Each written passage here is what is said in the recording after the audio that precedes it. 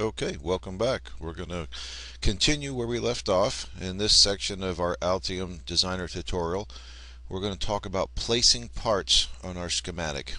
Now, we've already generated our project. You can see we have our schematic. I'm up here in the top left, and we have our printed circuit board. We have no parts on there. This is going to be very similar to PSpice with a couple of editing differences. Let's start by placing some parts. You'll see a tab here that says Libraries. One thing I want to make a point about is in Altium Designer, that tab may or may not be on your left side. You'll see that I can grab this tab and drag it over to the right side. Alright, it's customizable. There's a little push pin right here on the top right of my libraries, and that'll be the same with all these tabs. File, Projects, Navigator, Filters. If I open my Library tab and click on the push pin, it will lock it in position. You'll see now that that won't go away. If I come over here and edit my schematic, nothing changes on my library. It stays in position. It uses up part of my screen, right? And I'm not really happy about that. I'm only on one screen here, so I want to use as much screen as possible for my editing. So I'm going to unclick, and you'll see that when I move my mouse to my schematic, my library tab goes away. Now inside my library tab, you'll see I've selected miscellaneous devices, but there's a lot of libraries open here. Miscellaneous devices, connectors, there's a bunch of FPGA parts. I want to edit that. I don't want all these unnecessary libraries opened.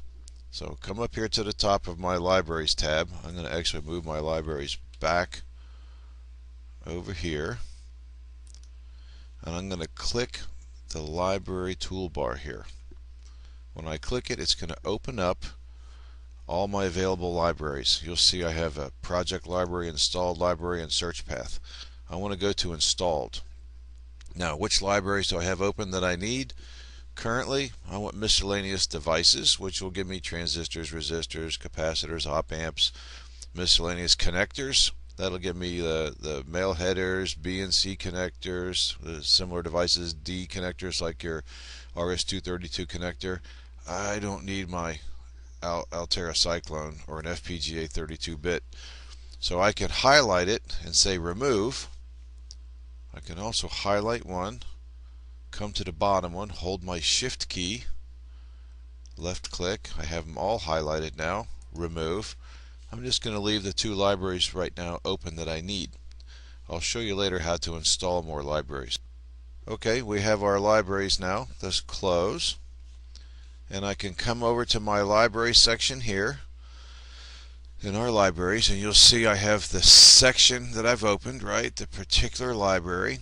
Here's what's in the library. Different parts. Here's a schematic symbol. I'm going to edit this down a little bit. I'm going to edit a few things down a little bit. We're going to make some of these pictures a little bit bigger so it's easier to see.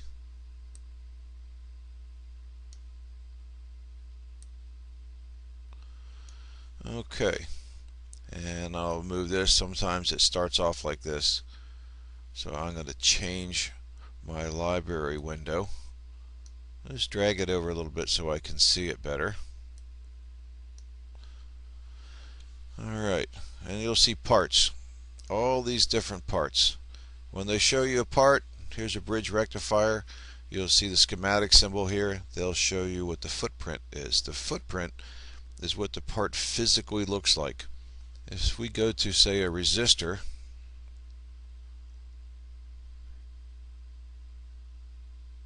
there we go, resistor 1.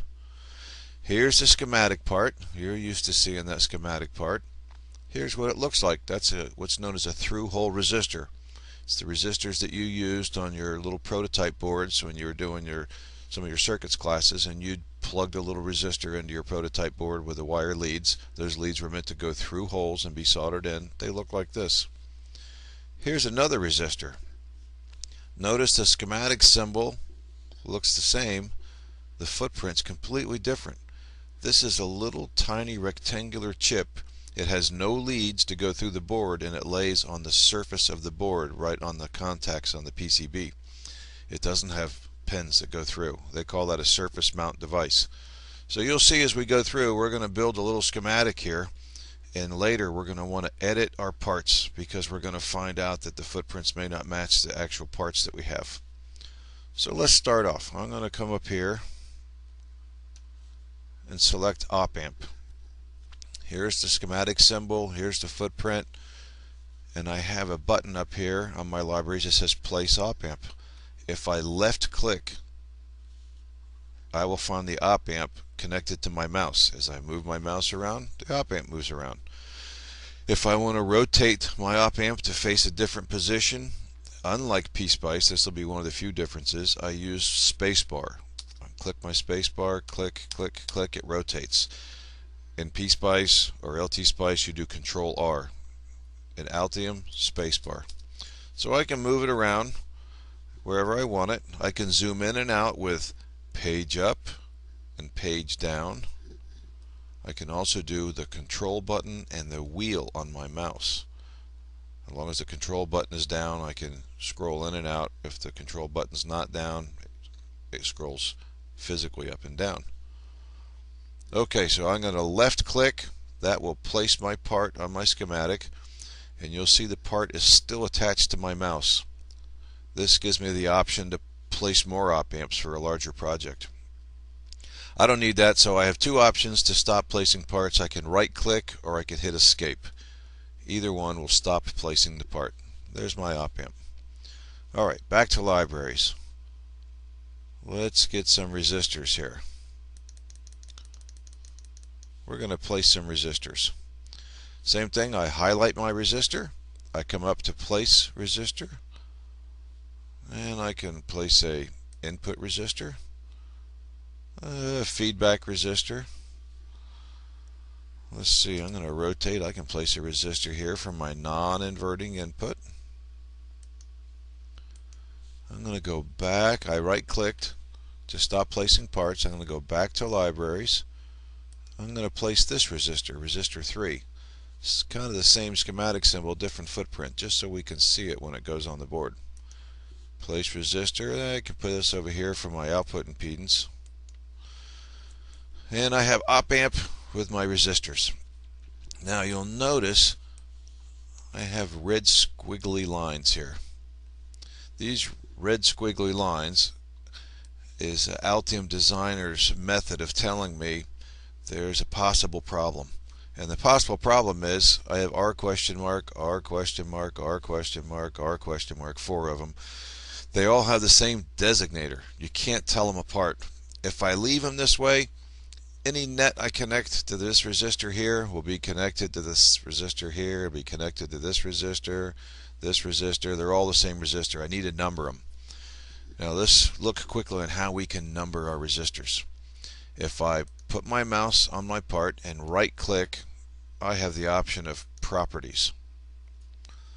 Alright, I'm going to close the properties. I'm going to go another way to get to the same place. Put my resistor over the part. Up here on the top this time, just double click, properties again. Here it says R question mark. I can edit that. I can go back and say R1 and hit enter. Notice I don't have the red bar up here now, just on these three because they are the same designator. Now if I do Control Z, I'll undo it. My red bar comes back. That gives me an option to manually label my parts. That's fine, but that can be a lot of work, right? What happens when I have R1, R2, R3, R4? My design changes over the next few days and I end up with R1, R2, R7, and R6. Now what? I have no R3, no R4. I have to go by and manually adjust all those. Not good, right? So let's go up here to Tools. Under Tools, I have a section that says Annotate Schematics. I want you to left click on Annotate Schematics. And here's a tool inside Altium that will let us auto number the parts for us when we're ready. Here's the order of processing, across and then down. You can change it. Right? You can go up You see all these different methods of numbering. Whatever works best for you. I'm going to leave it here. And you can say, which schematic sheet am I going to annotate? My op-amp sheet, we only have one sheet in this project. What order are we going to do? Like our start index, do I want to do R1, R2, R3? Or I can start with R100 if I wanted to. Or 1100, whatever, it doesn't matter. You can start where you want to. This can be handy when you have several sheets in one project. So if I have a bigger project and I have, say, 3 sheets in there, I can start sheet 1 on 100. I'll have another one here that'll say op amp, different sheet number, start on 200, another sheet number, start on 300. If I do that, when I place my parts on the board, I can tell on my schematic parts, when I'm looking at the PCB, I can tell which sheet did it come from. If the part starts with R 300, 301, 302, I know it came from the schematic number 3. Alright, so here it says we're just going to leave all these as default. I can tell it update the changes, and what does it see? 1 op amp, 4 resistors. Update the changes. It says 5 changes made. Very good. Accept changes. I'll accept them. Execute the changes. Execute them. Close. Close. My parts are all numbered. My little red wiggly lines went away, and that's fine. That's a lot of work to do that, right? Let's do this. Control Z. I'm going to undo it all. I'm going to double click my op amp. I don't like it labeled AR. I'm used to those type of integrated circuits being called U question mark. So U1, U2, U3. Now let's go back up to Tools. Remember our Annotate Schematics. Now we're going to go to Annotate Schematics Quietly. I'm going to click on that. It says 5 things need to be updated. Do I want to change them? Yes. Done. That's the fast way to do it. Now the Annotate Schematics Quietly works fine, and it uses the defaults that you have set up in when we did the Tools Annotate Schematic section here.